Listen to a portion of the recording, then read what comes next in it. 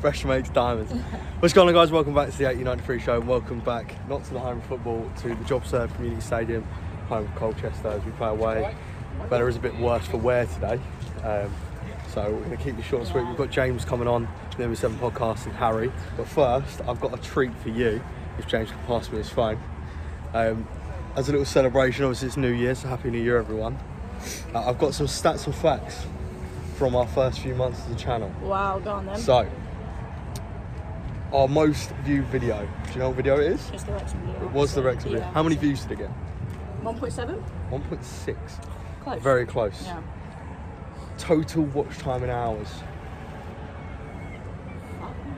Let's take a random guess. No, 20? 20 hours. Of course, everyone. I don't know. 405 hours. Yeah, that's watch. terrible from me. Returning viewers. This is over the year. Over the year, well, we got 115 subscribers. We do. Yeah. It's actually 120 now. Oh, go on then. Did I just punt then? 100? 353 returning viewers. So if you're not Wow. subscribed and you're returning to videos, hit the bloody button. And we also have had, over the last 90 days, 3,233 new viewers. What a treat. And What we a have had a treat. total of 1,100,000. Hang on, how'd you say that? 111,510. I'm also a little bit worse aware. And they are the main stats and facts from our first few months of the channel. I think it's like Wow. 7 months now. Yeah. So we can't thank you all 2023. enough Yeah. for that. On to 2024. 2024. Bigger and better when Stephen Collins It does. takes us to the league title. I can see you laughing. Do you want to come over, James? Yeah, go for it. James, firstly, thank you for coming on, mate. No problem, mate. If you don't know already, James from the MWA&B podcast, you should already know him. Do you know the team? Because I forgot. Yeah, too. Yeah. Can you run through the team list for us? Yeah, pressure now. Jake Turner obviously in goal. Back three again. So Shay Alexander on right wing back. OG Moss and Amar. Malone left wing back. Jeffries, Coleman, Mahoney in the 10. With Naddison and Hawkins up front. Happy with that? Yeah, I think he's right. I think, like he said in his Kent Online interview the other day, once we beat Sutton, that he doesn't want to. He wants to stick with his back three, and I believe in that. Once you've found a formula that you think it could work for you, is a formula that you believe in, then it's right to do that, because then that way he said that throughout his coaching career he's always liked the back three, and I thought second half on Tuesday night we were very, very good at it. I know obviously we've had our critics about putting the ball in the back of the net, but on Tuesday we created 24 chances, whatever it was, and I suppose in a way you'd be more worried if you weren't creating them, I guess, in a way. So but let's hope today it all sort of comes to fruition. And It seems a bit odd saying that by going a bit more defensive, as you would say, because it's not a free back, it's a five back. Shay's a right back, Malone, I guess you could say, is a winger, but it's a five back. By going more defensive, you've actually created more chances. It seems a bit counterproductive, but it's allowed Mahoney, as you rightly said, in the car on Friday. He was unbelievably good because he was kind of free. He didn't have to worry about doing the dog work. He was free. Obviously, did you watch the day on Friday? Day trip out. I was out, thank you very much. I have a Day social trip life. So right. Wow. But we did look really, really good. Your thoughts on the team today? Obviously, you've not been here for a few games now. One game. Don't rub me off. Yeah, I think I'm happy with it. I think it's nice to see them kind of making like little changes. Like, you know, against Sutton, Malone obviously didn't start. We've got Hawkins up top today with Nads, so that'll be an interesting combination, I think, to see. Is it an indication that we plan to kind of pump it long, starting Hawks up the top? Who knows? Works on Friday. we didn't do it on Friday. We didn't do that on Friday. We went more into his feet. Yeah, we went more into his feet, and he was very, very good with it. I think Mahoney in that 10 is his best position. I think he's wasted out wide. I think ability-wise, I think you've hit the nail on the head, Alex, where you say about doing the doggy work. That's not his game. He doesn't. He's sort of wasted in it, and it makes him almost more tired when he then receives the ball. In this Tuesday, he was the best player on the pitch by a country mile. He was picking up the ball left, right, and centre everywhere. And when you've got a player like that that's prepared to pick it up in positions where it can hurt teams, I suppose it's in a way it's good for us. So yeah, we just have to wait and see, because these lot off the pitch have got their problems. They've got their ownership issues. Yeah, they really don't like Ethrington. They're on a really bad run of form. But we all know that as soon as Gills turn up, we're like you say, we're generous Gills. On that note, so firstly, Harry, score prediction. 3-1 Gills. Score prediction. I'm going 1-1. I'm going to go 1-0 Gills. 1-0 Colchester. Ooh. And as we always do, you boys might not know this, what do we do to sign off the intro, boys? Up the Gills.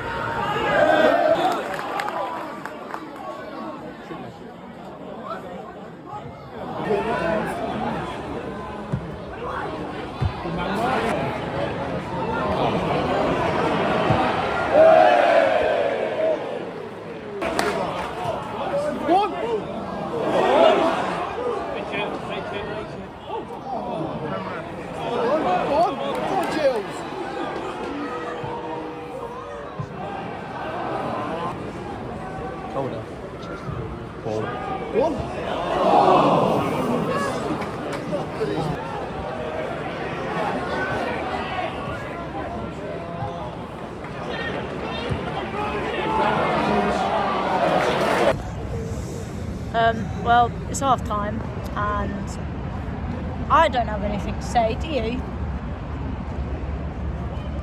Thank you.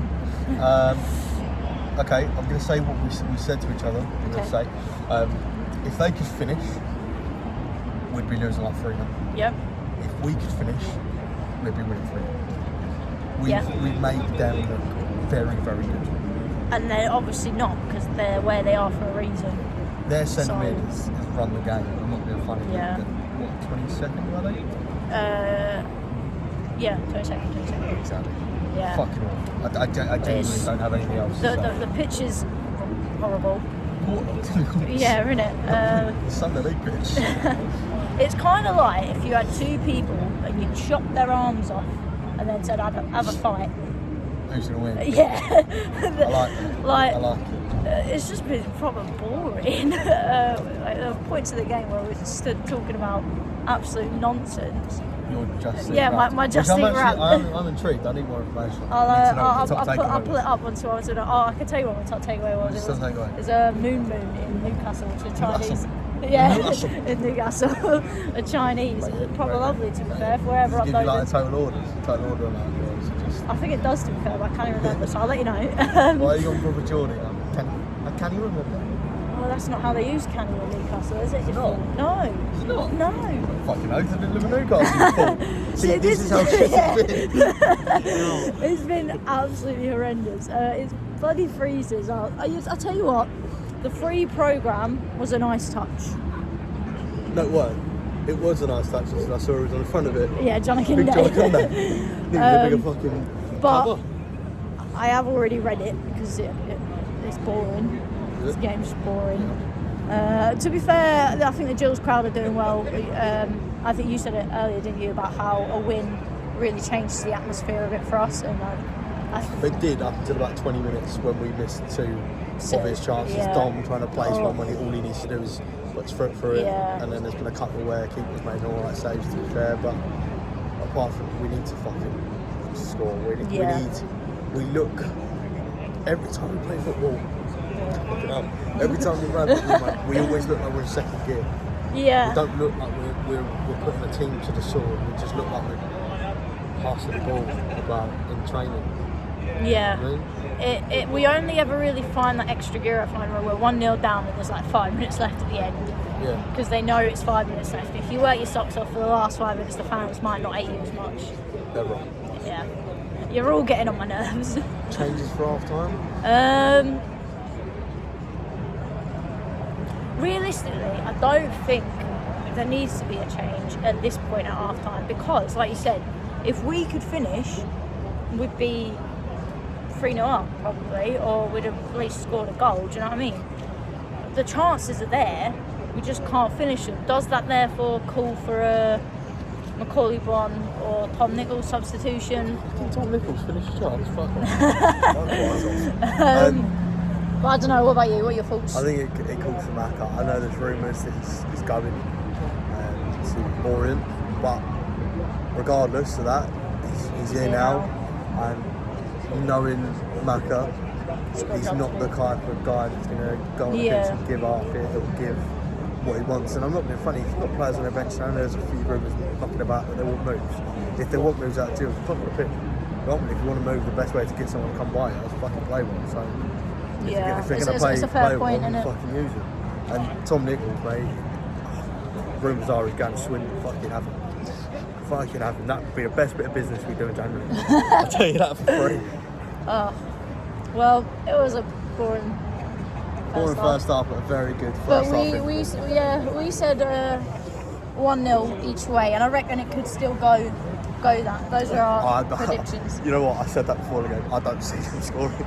I'll be honest. I don't see them scoring. Do you see us scoring? No, I don't see either team. Right, well, 0-0. No, this is the thing. I don't see us scoring. And the only reason I don't see them scoring is I see them having loads of chances. Yeah. But I don't see them scoring. If this finishes a draw, we played the bottom 3 teams over Christmas and we will have walked away with 5 points from a possible 9. Good maths. No, Did you say 5 or 4? 5. Okay. Are you hungover or what? Jesus Christ. Well, Gills. yeah, like Gills.